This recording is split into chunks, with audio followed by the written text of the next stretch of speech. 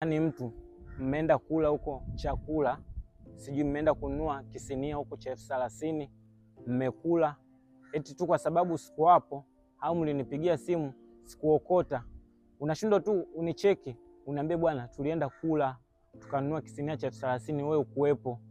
Unanicheki tunaanza kuniambia oya, unajua umepishana na gari la mshahara. Mshahara gani? Wewe shenzi ni. Gari la mshahara inauzwa 30,000. Yaani hapo gari na mshahara vyote kwa pamoja ni 30,000.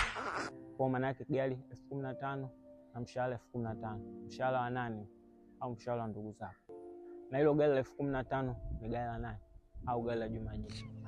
Yaani mimi dili ambalo unatakiwa uniambie nimepishana na gari la mshahara ni dili ambalo faida yake ni kuanzia milioni 1 kuendelea. Chini hapo wewe niambie tu bwana kuna kakitu tulikuwa tunakafanya wewe hauko hapo. Mimi nitakuelewa. Kwanza hilo gari mimi sijapishana nalo. Mimi ndo nimelipisha. Mimi nda focus na kazi yangu, si bwana nipambane na ninachokitangaza kila siku kuhusu Staff Furniture. Mimi pale ni balozi. Ni watu ambao wanauza furniture nzuri za maofisini, very classic.